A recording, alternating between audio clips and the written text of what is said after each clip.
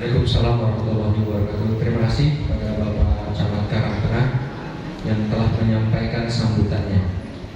Bapak Ibu hadirin sekalian yang berbahagia dan diridhoi oleh Allah Subhanahu wa taala.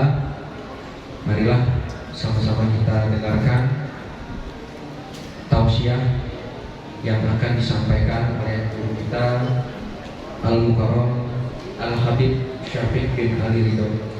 Kepada yang kami muliakan Habib Syafiq bin Ali Ridho, waktu dan tempat kami persilakan. Allahu Akbar. Allahu Akbar.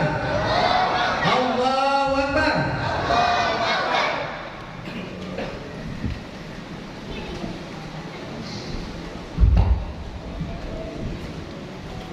Assalamualaikum warahmatullahi wabarakatuh.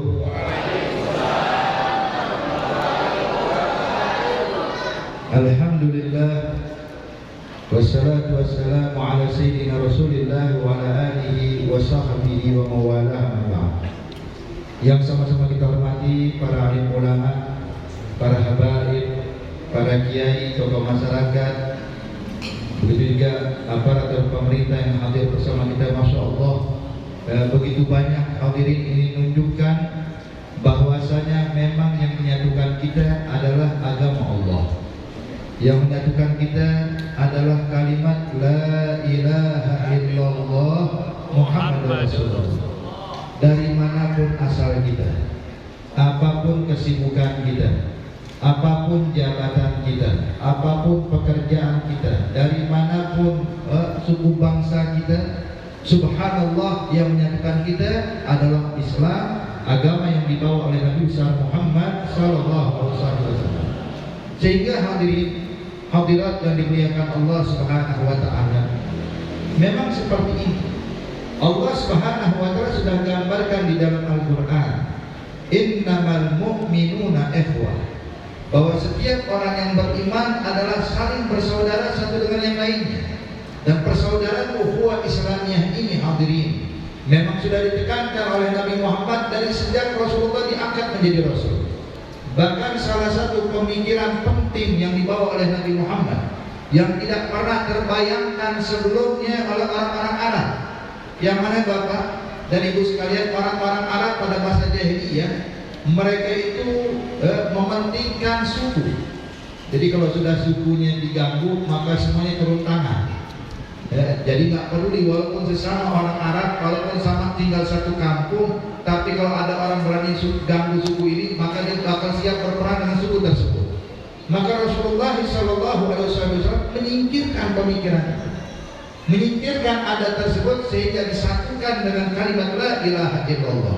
Maka tadi kita disenang hadirin hadirat yang dimuliakan Allah, ya, saudara-saudara kita dari Ormas, Masya Allah, dari Porkabi, ya, Pemuda Pancasila, FPR dan lain-lain. Ada merupakan nikmat dari Allah. Kita berkumpul di satu tempat di rumah Allah, kita sama-sama saling memikirkan bagaimana kemajuan buat kita semuanya. Apapun pekerjaan kita, hadirin, memang ini yang diajarkan oleh Allah. Memang ini yang diajarkan Islam. Insya Allah kita doakan saudara-saudara kita Ormas, insya Allah benar-benar bisa membantu agama Allah Subhanahu wa taala dan membantu kemajuan buat kita semuanya. Amin ya rabbal alamin. Hadirin hadirat yang dimuliakan Allah, di sini saya nggak ingin berpanjang lebar, hadirin. Ya, cuma ingin membawakan satu hadis yang insya Allah bakal kita kupas. Ketika Rasulullah masuk ke kota Madinah Munawwarah, Rasulullah berpesan. Ada 4 poin Bapak Ibu sekalian yang disampaikan oleh Nabi Muhammad begitu masuk ke kota Madinah Munawwarah. Sahabat-sahabat belum dengar nasihat dari Nabi kecuali yang 4 ini. Itu Rasulullah menyatakan, kata Rasulullah, afsus salam wa at'imut ta'am wa silil arham wa salli bil lail wa nas niyam tadkhulul jannah bisalam. Ini Nabi menyampaikan nasihat ini Bapak saat Rasulullah masih di onta, di atas ontanya turun, baru masuk kota Madinah, baru hijrah. Itu para sahabat duduk menyambut Rasulullah. Yang sering kita dengar hadirin, ada qasidah yang selalu dibacakan, khususnya kalau pembacaan maulid, itu pembacaan qala al al-badru alaina min thaniyatil wada, yang mana ini adalah sambutan atau pujian qasidah sambutan untuk menyambut datangnya Nabi Muhammad. Saat itu para sahabat berbondong-bondong hadirin, yang laki yang perempuan, yang besar yang kecil, yang tua yang muda, semuanya, bahkan yang non muslimnya pun juga ikut menyambut datangnya Nabi Muhammad. Sampai yang pertama kali kenalin siapa itu Rasulullah bukan orang Islam hadirin. Jadi waktu Nabi datang nih dari Kuba masuk ke kota Madinah Al-Munawwarah, para sahabat tiap hari tungguin bu, naik, mereka bahkan ada yang naik ke atas pohon kurma menyaksikan mana datang Rasulullah. Sudah dirindukan kedatangan Nabi Muhammad. Tiap pagi dan sore sahabat gak pernah berhenti duduk di Saniyatul Wada, sebab Saniyatul Wada itu nama tempat di kota Madinah Al-Munawwarah. Sampai sekarang masih ada hadirin. Makanya kalau ada kesempatan nanti insya Allah kita bisa pergi haji atau pergi umrah, cari tuh Saniyatul Wada. Sekarang ini dia ada di tengah-tengah pemukiman Saniyatul Wada, masih berbentuk tanah lapang dan ada tumpukan batu di situ. Kita waktu lewat situ, pernah saya waktu lewat situ hadirin, kita baca kalau al-badru alaina sambil netesin air mata. Kenapa? Terbayang bagaimana sahabat nyambut Rasulullah. Gimana tuh para sahabat-sahabat menantikan kedatangan Nabi Muhammad. Subhanallah hadirin. Itu tala al-badru alaina min thaniyatil wada dibacakan oleh para sahabat-sahabat menyambut datangnya Nabi Muhammad. Saat itu ketika para sahabat menantikan kedatangan Rasulullah, mereka nunggu tapi tidak muncul Nabi Muhammad. Tiba-tiba datang satu orang Yahudi, non-muslim hadirin. Waktu melihat dia datang dari arah Kuba, maka dia pertama kali menyatakan kepada orang Islam, hei orang-orang Islam, itu tuh nabi kalian, itulah Nabi Muhammad yang kalian tunggu-tunggu. Para sahabat waktu nengok benar hadirin, sampai heran. Dikatakan kalian pula, min aina ta'rif annahu Muhammad annahu Rasulullah, dari mana kau tahu kalau itu Nabi Muhammad? Maka sang Yahudi ini mengatakan, sebab saya kenali itu Nabi Muhammad li annahu laisa biwajhi kadzab, sebab muka kayak gini bukan muka penipu katanya, bukan muka tukang bohong. Artinya hadirin, Rasulullah dikenali belum lagi mengenalkan nama, lihat wajahnya orang langsung ingat Allah. Begitu lihat wajahnya langsung kenal ini Nabi Muhammad sallallahu alaihi wasallam. Maka saat Rasulullah masuk, Nabi pesan yang 4 poin, yang mana nasihat ini Bapak Ibu sekalian bukan hanya khusus buat sahabat tapi juga buat kita umat. Nabi menyatakan afsus salam, sebarkanlah salam. Apa yang dimaksud sebarkan salam? Ayolah, ulama kita menjelaskan salam yang dimaksud sama Nabi ada 2 makna. Makna pertama artinya sebarkan salam, yaitu kita kalau ketemu orang jangan pernah lupa mengucapin salam. Hadirat yang dimuliakan Allah, sebab memberikan salam kepada sesama muslim itu tanda kita menghormati dia.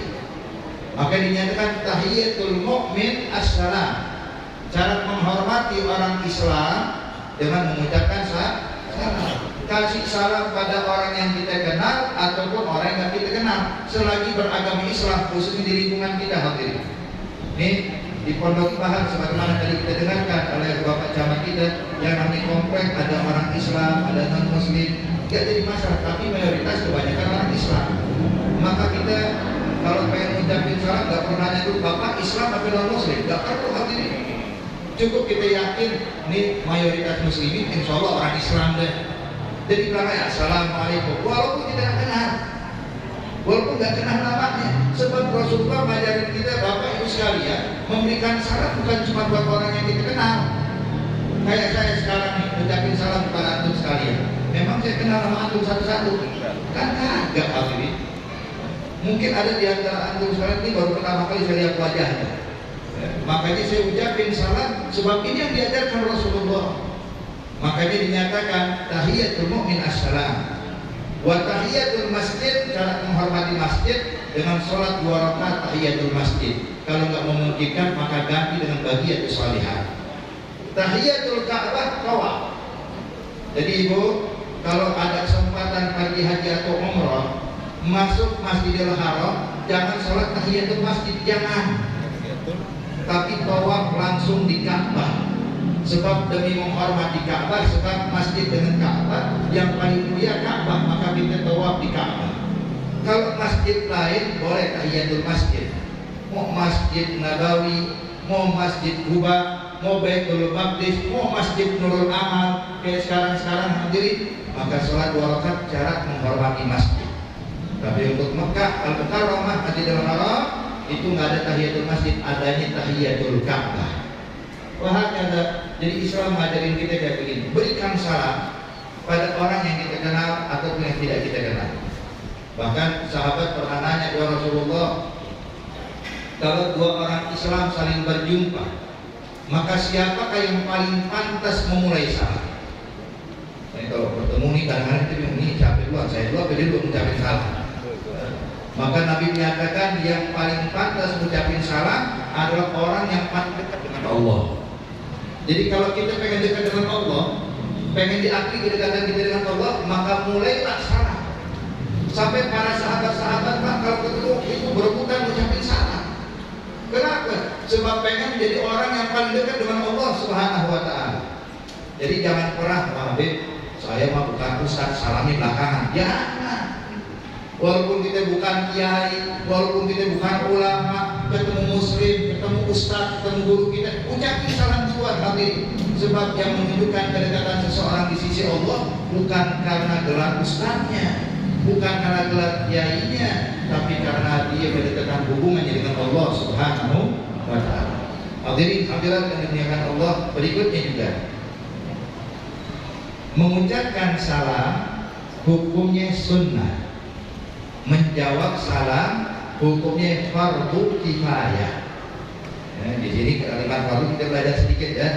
Jadi yang namanya wajib Pak ada 2 macam, ada wajib ain, ada wajib kifayah. Kalau wajib ain arti setiap muslim, setiap individu muslim wajib mengerjakannya. Kayak sholat 5 waktu itu fardu ain. Wajib ain ini artinya setiap orang harus sholat. Tapi kalau fardu kifayah atau wajib kifayah, kalau seandainya ada 1 orang saja melakukan, maka gugurlah kewajiban bagi yang lain. Hadirin, hadirat yang dimuliakan Allah Subhanahu wa Ta'ala. Jadi memulai salam hukumnya sunnah. Menjawab salam hukumnya wajib. Pertanyaan saya, pahala sunnah atau pahala wajib gedean mana? Wajib ya. Salat sunnah qabliyatul zuhur sama salat zuhur gedean mana pahalanya? Zuhur. Salat qabliyatul fajar sama salat fajar gedean mana pahalanya? Fajar. Salat fardu lebih afdal dibandingkan salat sunnah. Biasanya Bapak Ibu sekalian, ibadah wajib pahalanya lebih besar dibandingkan ibadah sunnah. Tapi kalau salam sebalik, ibadah sunnah pahalanya lebih besar dibandingkan ibadah wajib. Makanya di sini jangan sungkan mengucapin salam. Yang penting jangan kalau ada orang mengucapin salam terus, gawat. Ketemu orang, assalamualaikum. Ini yang diajarkan di dalam Islam, hadirin. Ini makna pertama. Ada makna kedua yang dijelaskan oleh ulama-ulama kita. Pengertian salam adalah menyebarkan kasih sayang, menyebarkan keselamatan bagi sesama muslim. Jangan sampai kita ganggu orang Islam. Siapapun dia, hadirin, kita diajari oleh Allah, diajarkan oleh Nabi Muhammad. Jangankan mengganggu muslim, mengganggu non muslim pun kagak boleh. Jangankan mengganggu non muslim, ganggu hewan pun gak boleh. Makanya Rasulullah diutus oleh Allah kepada kita sebagai rahmatan lil alamin, pembawa kasih sayang buat alam semesta. Itu pernah Rasulullah SAW pada tahun 8 Hijriah, waktu terjadi Fathul Makkah. Waktu kejadian Fathul Makkah itu Rasulullah bersama 10.000 pasukan muslimin. Mereka waktu masuk Mekah itu sampai memandangkan kalimat takbir kemenangan, Allahu Akbar, Allahu Akbar, Allahu Akbar. Selama perjalanan itu para sahabat gak pernah putus ucapin takbir. Bergemuruh kota Mekah dalam takbirnya para sahabat-sahabat Rasulullah. Dan debu pun berterbangan, hadirin, menunjukkan haibah, karisma, wibawa sahabat Nabi saat masuk ke kota Mekah Al-Mukarramah. Jadi orang-orang Mekah pun ketakutan semuanya. Tapi berkat kasih sayang Nabi Muhammad SAW bilang kepada Sayyidina Abbas, yang mana Sayyidina Abbas ini pamannya Rasulullah, dan salah satu kelebihan Sayyidina Abbas itu kalau ngomong pelan suaranya kedengaran sampai satu kampung. Ini belum teriak dia, baru ngomong pelan kedengaran ke orang banyak. Makanya kalau Sayyidina Abbas ada zaman sekarang Pak, kalau ngomong udah pakai mikrofon, suaranya lantang luar biasa. Makanya Nabi bilang pada Sayyidina Abbas, ya Abbas, nadi bin nas, bilang sama orang-orang Mekah, man dakhala baitahu fahuwa amin, wa man dakhala masjidan fahuwa amin, wa man dakhala bait Abi Sufyan fahuwa amin. Ya Abbas, bilang sama orang Mekah, yang masuk rumahnya aman, gak bakal diganggu. Yang masuk masjid aman, gak bakal diganggu. Yang mampir dan masuk ke rumah Abu Sufyan pimpinan orang Mekah kali itu, yang masuk ke rumah Abu Sufyan aman, gak bakal diganggu. Maka hadirin otomatis orang Mekah banyak berani keluar rumah. Itu orang-orang Mekah bersembunyi di dalam rumah, sedangkan para sahabat masuk melalui lorong-lorong kota Mekah sambil memandangkan takbir kemenangan. Waktu lewat salah satu gang, hadirin, ternyata di gang tersebut ada satu ekor induk anjing yang sedang duduk memperhatikan anak-anak yang sedang bermain. Maka ketika para sahabat lewat gang tersebut sambil memandangkan takbir, bergetar tanah Mekah. Maka induk anjing ini yang tadi tiduran, yang sedang duduk melihat suara bergemuruh, berdiri ketakutan menggonggongi anak-anak, khawatir anak-anaknya bakal terinjak oleh masukan para sahabat-sahabat Rasulullah. Maka Nabi waktu melihat kejadian kayak gini, tahu apa yang dilakukan Rasulullah? Nih ajaran Nabi Muhammad.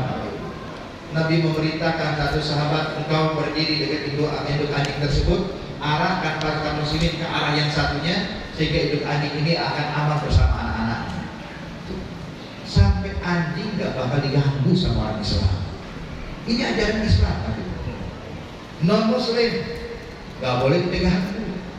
Sampai Nabi menyatakan, man ada dhimmiyan faqad adani, wa man adani faqad adallah. Barang siapa yang mengganggu orang non muslim yang gak merangi kita, kayak tetangga kita ada non muslim merangi kita kagak, gak boleh kita ganggu, gak boleh kita sakiti. Sampai Nabi katakan, barang siapa yang mengganggu orang non muslim kayak begini, yang gak punya hal buruk kepada kita, maka itu orang sama aja digangguin saya. Kalau ada orang gangguin non muslim, maka orang tersebut sama mengganggu saya. Dan barang siapa yang mengganggu saya, sama juga dengan mengganggu Allah Subhanahu wa ta'ala. Bapak, ini kepada orang non-muslim. Terus gimana sama orang Islam?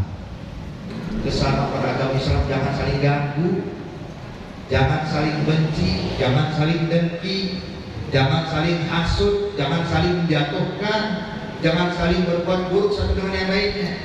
Tentunya Bapak Ibu sekalian, kita di semua adalah orang-orang yang menganut agama Islam. Kita pengen Islam kita diakui sama Allah. Kalau pengen diakui sama Allah, tahu bagaimana caranya? Nabi menyatakan, al-muslim man salimal muslimuna min lisanihi wa yadihi. Seorang muslim sejati adalah yang mana orang Islam lainnya merasa aman dari gangguan lidah dan tangannya. Jadi kalau seandainya kita terganggu sama orang Islam, orang Islam yang gangguin kita, hadirin, maka orang Islam tersebut tidak diakui keislaman oleh Allah. Mau bilang kita, lalu gimana kalau kita gangguin orang? Jangankan dengan pakai ucapan deh, mungkin kalau pakai tangan jarang lah. Cuma kalau menyerang orang pakai ucapan kita, fitnah, gosip, kira-kira banyak yang gosipin orang. Bu, masih sering gosipin orang? Ya. Nanti kalau kita ngomongin orang, hadirin hati-hati. Hati-hati, itu bukan ciri muslim. Makanya Nabi pernah bilang, hadirin hadirat yang dimuliakan Allah, bahwasanya Nabi pernah berbicara kepada sahabat. Kata Nabi, at-ta'rifuna manil muflis. Sahabat-sahabat, kalian tahu gak sih siapa itu orang yang bangkrut? Para sahabat bilang, ya Rasulullah, orang yang bangkrut adalah orang yang berjualan di pasar dengan harga di bawah modalnya. Dia punya modal sekian, dijual di bawah modal. Ini bangkrut ya Rasulullah. Kata Nabi, bukan itu yang aku maksud. Maka para sahabat bingung, siapa yang kau maksud ya Rasulullah? Kata Nabi, orang yang bangkrut adalah orang yang nanti di akhirat bawa amalan ibadah pahala sebesar gunung. Pahala dia sebesar gunung, tapi saya suka gangguin orang, suka nyaki maki orang, suka nyebutin keburukan orang, sehingga nanti di akhirat itu orang-orang yang pernah disakiti bakal nuntut dia di hadapan Allah. Baris panjang-panjangnya nanti. Maka orang pertama nuntut, ya Rabb, ini hambamu fulan bin fulan yang pahalanya sebesar gunung, dahulu suatu hidup dalam dunia dia pernah mencaci maki saya, ya Allah, saya bakal minta tuh haknya saya. Maka Allah bilang kepada malaikat, kalau begitu pahala ini orang kasih sesuai kadar dosanya untuk orang ini. Berapa banyak, berapa kali dicaci maki? Ada dicaci maki 5 kali, ya Allah, suatu hidup dalam dunia udah ambil 5 pahala kasih orang. Berkurang nggak ke satu gunung? Mulai berkurang ya. Tapi kalau cuma situ sedikit, iya. Kalau yang nuntut cuma 1 orang, yang nuntut baris, kalau ini kayak baris mungkin sembako, rame bukan main. Itu orang satu demi satu. Ya Rabb, dia pernah gibahin saya. Ya Rabb, dia pernah menfitnah saya. Ya Rabb, dia pernah gangguin saya. Ya Allah, itu pahala yang sebesar gunung, hadirin habis ludes semua. Begitu udah habis tuh pahala, nggak ada sama sekali bu. Yang nutup masih panjang. Ya Allah, nggak tahu orang kerjanya ngapain aja di dunia ini. Itu yang nutupin nggak pernah putus. Sampai datang orang dunia orang, dia pernah ganggu saya, kata Allah, ngomong sama malaikat, pahala masih ada nggak? Dia bilang habis ya Allah. Ya sudah, mana yang ganggu, dosanya itu kasih dia. Yang diganggu tuh, bilang dosanya itu kurangin, kasihnya orang yang diganggu. 1 orang, 2 orang, 3 orang, 100 orang, 200 orang, 1000 orang, hadirin. Akhir begitu udah habis yang nuntut, tinggal dosa yang sebesar dulu. Apa artinya hadirin ibadah banyak kalau masih gangguin orang? Itu sahabat pernah datang ke Rasulullah, ya Rasulullah, saya punya tetangga kemarin baru meninggal. Ini perempuan ya Rasulullah, tetangga saya, masya Allah, dermawan ya Nabi. Ibadahnya baik, bagus ya Rasulullah. Sholat gak pernah tinggal, Quran dia baca, qiyamul lail tiap malam ya Rasulullah. Cuman sayang ada satu kekurangan dia ya Rasulullah. Dia bilang apa? Tetangga ini gak ada yang selamat dari cacian makian dia. Artinya tetangga ini pasti diomelin, pasti dicaci maki apa dia. Maka ya Rasulullah, kira-kira tempatnya di mana? Kata Nabi, tempatnya di neraka. Rasul sholatnya rajin, walaupun sholatnya rajin. Nabi tiap malam dia mulai, walaupun dia mulai. Ya Rasulullah baca Quran non-stop, walaupun baca Quran. Tapi kalau digangguin orang, maka kehidupan gak bakal enak di akhirat. Maka Bapak Ibu sekalian, barang siapa yang sibuk dengan urusan manusia di dalam dunia, entar di akhirat juga bakal disibukin sama manusia. Na'udzubillah min. Maka yang paling enak kayak kita udah begini, duduk, baca zikir, baca sholawat, kumpul, baca apa maulid, hadirin subhanallah. Seakan-akan lupa dengan segala hal. Tadi jujur kalau Pak Erwin gak ngingetin kita tentang corona, lupa dengan corona ini Pak Erwin. Kita asik baca sholawat, subhanallah. Intinya hadirin, walaupun kita tetap wajib jaga, sebagaimana disampaikan oleh para aparat kita, jaga diri, jaga kesehatan, itu memang penting. Islam yang ngajarin, bukan pemerintah Indonesia, walaupun pemerintah luar negeri yang ngajarin kita, bukan WHO, hadirin. Islam ngajarin kita.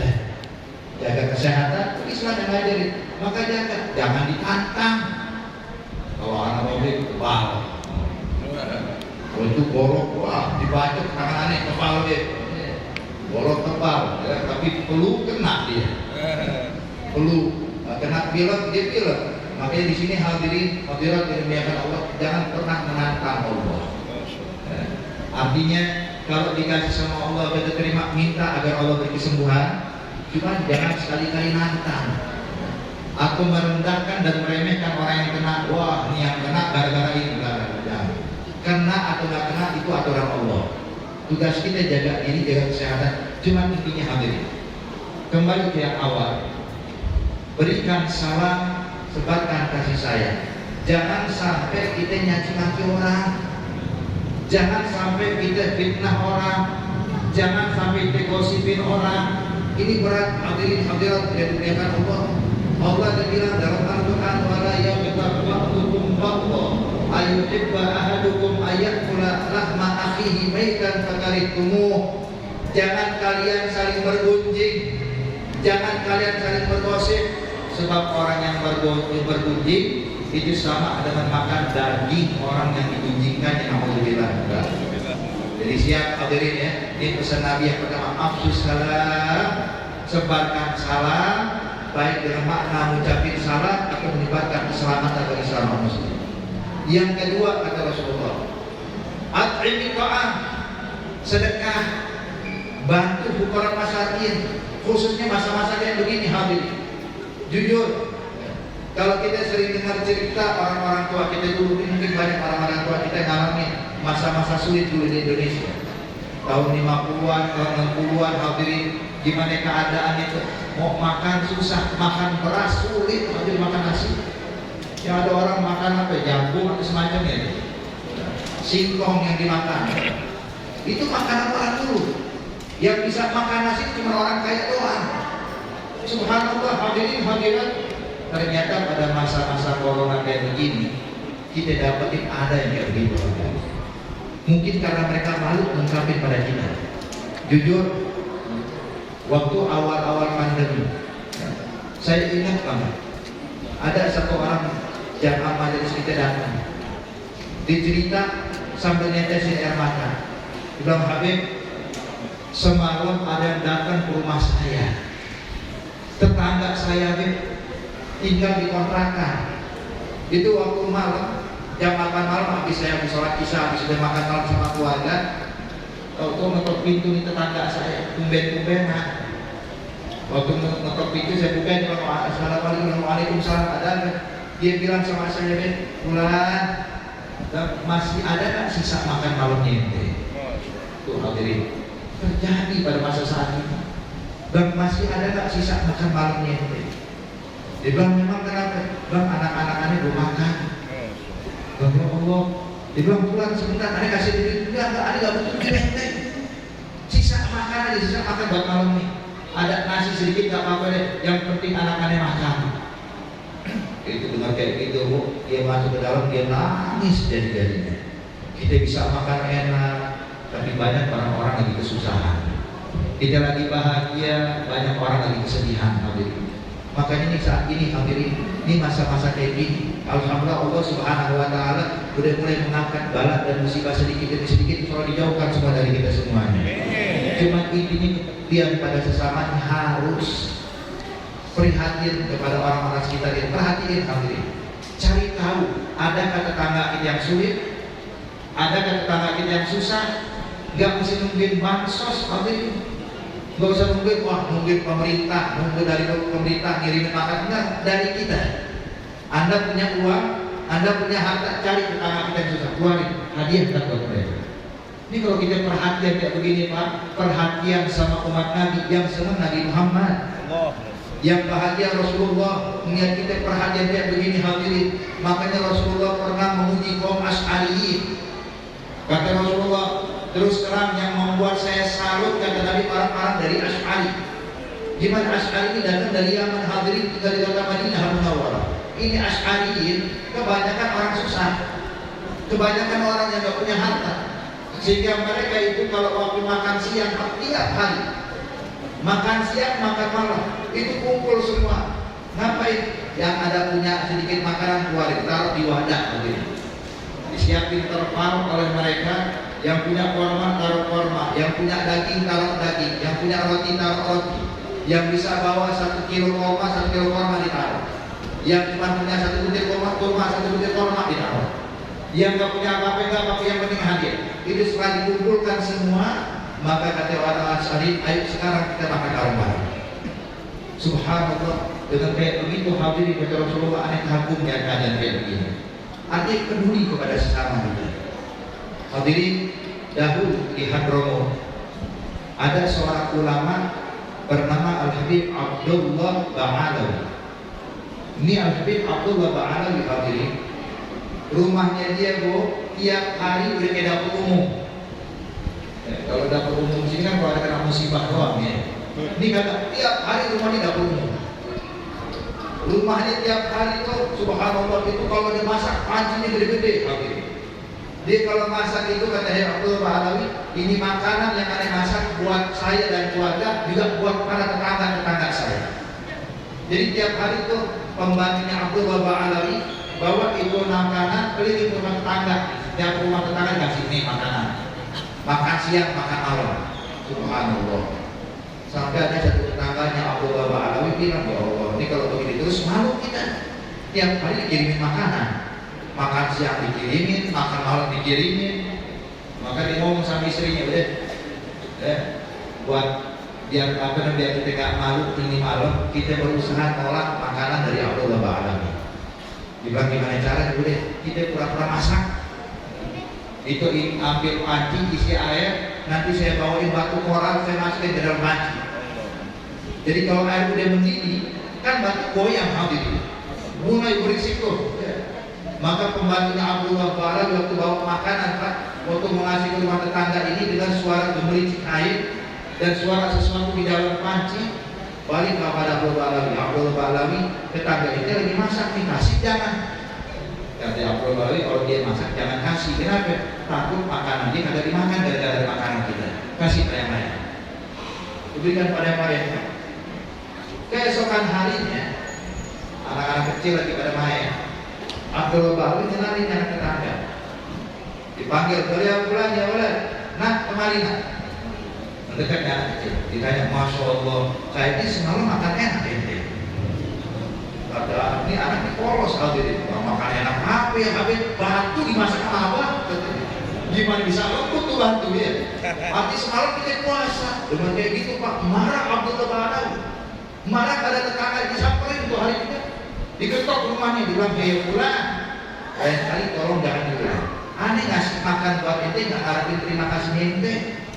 La nuridu bikum jazaan wala syukura. Aneh ngasih makan ente orang, bukan berharap imbalan dan berharap terima kasih kalian, tapi saya kasih makan buat kalian sebab saya takut di hadapan Allah. Kalau saya makan kenyang, tetangga pada yang lapar, aneh bakal dituntut di hadapan Allah.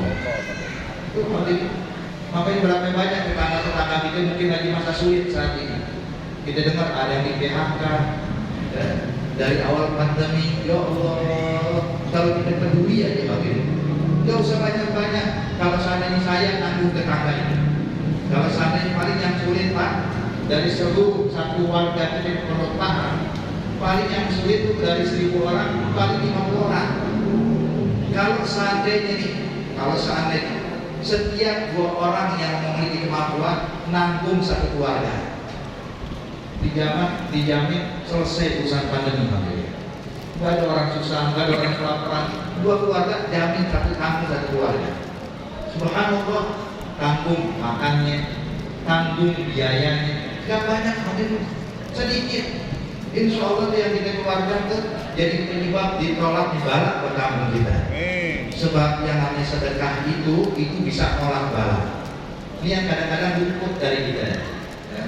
Kita kadang-kadang nggak peduli, kita beranggapan yang penting kita senang, yang penting kita sehat, yang penting kita bahagia. Kita nggak peduli tetangga kita susah.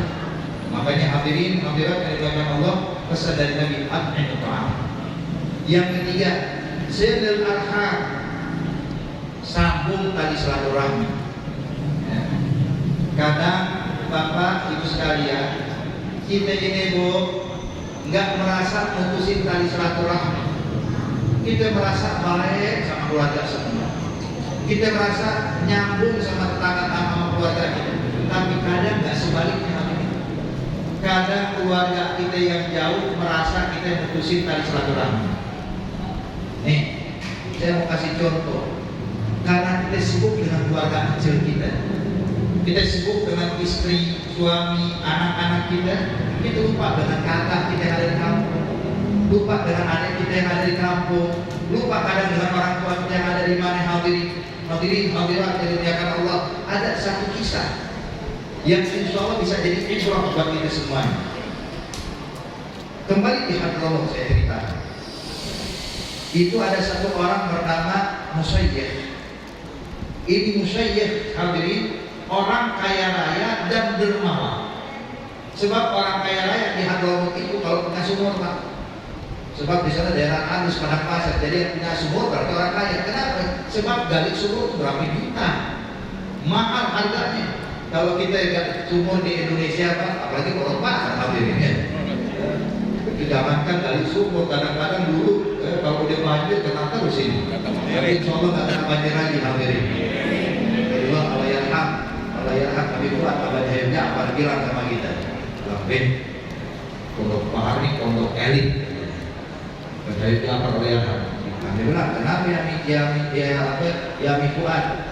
Kata Yami Fuad sebab gara-gara banjir orang baru bertingkat semua. Masya Allah. Kalau komplek lain belum tentu punya tingkat hadirin, tapi kalau baru semua bertingkat semua rumah-rumahnya. Ada hikmah ya. Ini pondok elit kata beliau, Allahyarham. Ala kulli hal hadirin. Jadi intinya Syekh Musayyib ini dia punya sumur. Itu air sumur tersebut Pak tiap hari dihadiahkan buat orang-orang yang kehausan. Sampai dia siapin kolom. Itu tiap hari ditimbak diisi itu kolom. Jadi kalau orang tua tinggal timbak ambil semua. Bahkan disiapkan juga kolom buat hewan. Jadi binatang yang pengen minum ambil dari air ini silakan minum. Saking dermawannya hadir. Tapi subhanallah, setiap hari sumurnya Syekh Musayyib ini dipenuhi dengan sampah. Sampai bilang ke pembantu ini sampah sebanyak ini nggak mungkin gara-gara angin. Apalagi kalau tiap hari itu pembantu tiap pagi limpahin sampah di rumah, banyak sampah. Maka dia bilang ini nggak mungkin gara-gara angin. Dia bilang pasti ada yang naruh. Makanya sekarang pembantuku, ane minta ini tengah malam nanti begadang, ronda, lihatin siapa yang naruh sampah di sumur saya. Dan nanti kalau lihat siapa pelakunya, jangan ditangkap, jangan dipergokin. Cukup lihat siapa dia, besok lapor pada saya. Bang baik ya Syekh. Tengah malam Pak, pembantunya lontar, nunggu agak jauh sedikit dari semua. Ternyata betul, tengah malam ada satu orang bawa karung isinya sampah semua. Itu satu karung dituangin ke dalam sumur. Waktu diintip, dilihat kaget pembantu. Kenapa? Ternyata yang naruh sampah adalah adik kandung Syekh Musayyib. Adik kandungnya sendiri kalau gitu. Pengen dipergokin, ingat kata tuan ini jangan dipergokin. Cuman dia bergetar, dia Mas Allah, kakaknya orang baik, adiknya jahat banget. Adiknya kok gini banget. Keesokan harinya, waktu pembantu lagi bersihin sampah, Syekh Musayyib datang. Dia bilang, "Bulan, semalam ada naruh sampah." Dia bilang, "Ada tuan." "Siapa?" "Mohon maaf sebelumnya." Yang naruh sampah adik kandung tuan sendiri. Waktu dengar kayak gitu Pak, gak marah, cuma dia diam. Dia bilang sama pembantuku, tolong dirahasia, jangan kau ceritakan kepada siapapun. Cuma aneh sama yang didoain. Gak baik Pak. Dia pulang Pak dari sumur rumah sampai nangis gara-gara bukan kesel sama adiknya, nangis gara-gara menyalahkan diri sendiri. Kok bisa adik saya bisa melakukan itu, kesalahan apa saya pada saya? Pulang ke rumah dipanggil istrinya, dipanggil anak-anaknya. Dia bilang, "Anak-anakku, istriku, kita udah lama gak pernah jemput adik kandung saya. Kita udah lama gak pernah nengokin dia. Makanya sekarang juga ini hari ini kita berangkat bareng-bareng. Ada makanan, bawa makanan. Ada beras, bawa beras. Ada duit, bawa duit. Ada pakaian, bawa pakaian. Sekarang juga kita rombongan datang ke rumah adik saya untuk memberikan hadiah." Tuh. Kalau kita bisa nggak kayak gini nanti. Kalau kita nggak ada kayak gini, ada berantem gitu ya. Tapi dibawain hadiah. Waktu dibawakan itu hadiah banyak kali. Sang adik kandung kaget, melihat kakaknya datang bawa keluarga, bawa harta semuanya. Panik takut. Maka sang kakak ini Pak Syekh Musayyib, waktu bertemu sang adik nggak membahas tentang sumur sama sekali. Yang ada waktu bertemu dipeluk adiknya dengan pelukan yang hangat. Sambil minta maaf, anu udah lama gak pernah jenguk ente, gak pernah nengokin ente, ini sekarang ane bawa keluarga aneh. Mau minta maaf, ini ada makanan, ada pakaian, ada uang seperlunya, insya Allah bisa kau gunakan buat keperluan kau. Sang adik Pak dengar kayak gitu Pak, wah berubah keadaannya. terjadilah pertemuan yang hangat, terjalin silaturahmi. Pas selesai dari itu pulang ke rumah, dipanggil lagi pembantu, Bu, nanti malam kita ronda lagi ya, biarin adik saya datang lagi apa kagak. Cuman kalau dia datang pokoknya jangan dipergokin, cukup biar aja. Baik Tuhan, malam ronda, tengah malam subhanallah adik kandungnya datang mana? Cuman sekarang datang gak bawa sampah, datang bawa sapu ongki hadirin. Itu sumur kakaknya dibersihin sama dia, sehingga keesokan hari ini membantu gak bersihin sampah lagi, udah bersih di sumur hadirin. Ini cerita teguran buat kita semua. Berapa lama kita gak pernah nelpon keluarga kita di kampung, gak pernah nanya gimana keadaan mereka. Jadi karena kita sibuk dengan keluarga kecil kita sibuk dengan keluarga kita bahagia, alhamdulillah, anak bisa sekolah, alhamdulillah, makanan ada, alhamdulillah, nafkah siap. Cuma keluarga kita di kampung gimana ya? Pernahkah kepikiran hal ini pada kita hadirin? Mungkin mereka dalam keadaan sulit, mungkin mereka dalam keadaan susah. Memang kita gak punya niat mutusin tali silaturahmi, kagak sama sekali. Cuma kadang pihak sana merasa kita udah mutusin tali silaturahmi. Maka ini teguran buat kita hadirin ini yang penting, sambung tali silaturahmi. Dan yang keempat, ini singkat aja hadirin, malam. Yang keempat kata Nabi washolli bil-lail wan nasnya, sholat malam tahajud jangan tinggal. Makanya kalau panjang-panjang ini kalau panjang besok gak ada tahajud ya. Pengen mau tahu maulid ini sukses apa enggak, bukan dengan banyaknya jamaah yang hadir Pak ya. Panitia maulid yang sukses maulid itu bukan gara-gara banyaknya jamaah yang hadir, tapi suksesnya maulid adalah kalau besok semuanya pada tahajud, sukses kita. Insya Allah pada tahajud semuanya. Makanya dinyatakan oleh Nabi washolli bil-lail wan nasnya, sholat di malam hari ketika orang pada tidur. Sholat tahajud walaupun cuma 2 rakaat hari, 2 rakaat kita kerjakan. Sebelum subuh bangun, sholat 2 rakaat, munajat sama Allah, doa sama Allah, minta apapun pada Allah. Maka kata Nabi, kalau anda mengamalkan 4 poin ini, sebarkan salam, memberikan makan, menyambung tali silaturahmi, sholat tahajud, kalau 4 hal ini kalian lakukan kata Rasulullah, tadkhulul jannah bisalam, kalian bakal masuk surga dengan selamat tanpa ada siksa sedikit pun. Insya Allah kita semua mendapatkan surganya Allah, selamat dari azab api neraka Allah. Dan kita berharap insya Allah ini pondok bahar menjadi pondok bahar yang penuh dengan rahmat dan inayah dari Allah, dijauhkan dari musibah, dijauhkan dan wabah. Dan kita berharap kepada Allah Subhanahu wa Ta'ala agar kita semua digolongkan pecinta sejatinya Nabi Muhammad, dikumpulkan bersama Nabi Muhammad, dan kita pun dipanjangkan usia kita dalam keadaan sehat wal afiah, meninggal pun dalam keadaan husnul khatimah. Ya Allah biha, ya Allah biha, ya Allah bi husnul khatimah. Ya Allah biha, ya Allah biha, ya Allah bi husnul khatimah.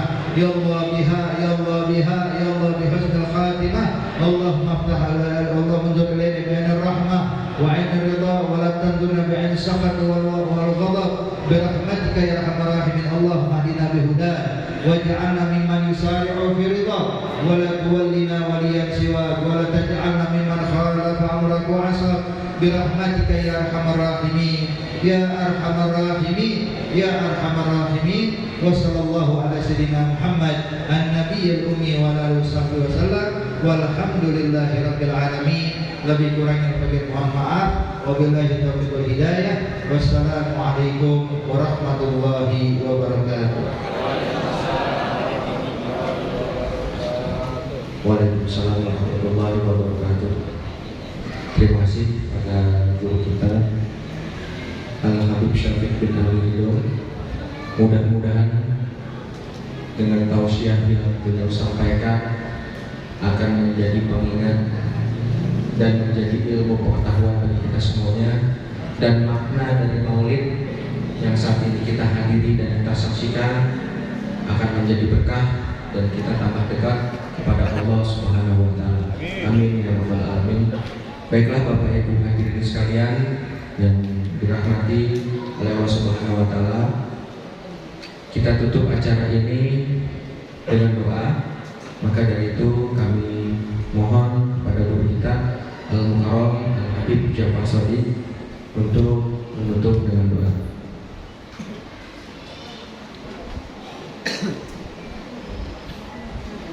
قال رسول الله صلى الله عليه وسلم أول من قلته أنا والنبيون من قبلي لا إله إلا الله semua.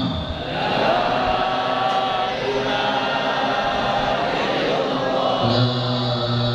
إله إلا الله.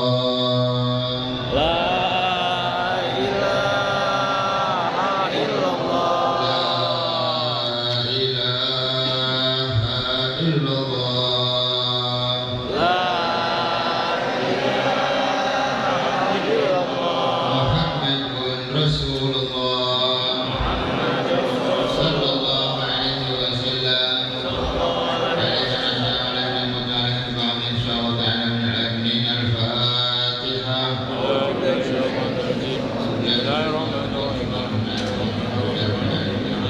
إياك نعبد وغير المغضوب عليهم ولا الضالين. صراط المستقيم صراط الذين أنعمت عليهم غير المغضوب عليهم ولا الضالين.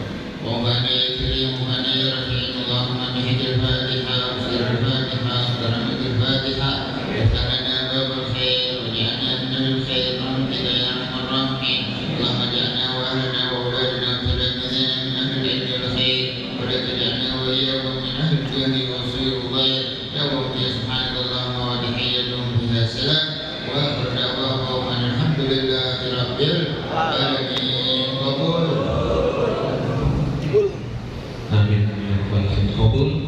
Bapak Ibu hadirin sekalian, dengan ditutupnya doa oleh guru kita Habib Jafar Shodiq, maka berakhir pula Maulid pada malam hari ini.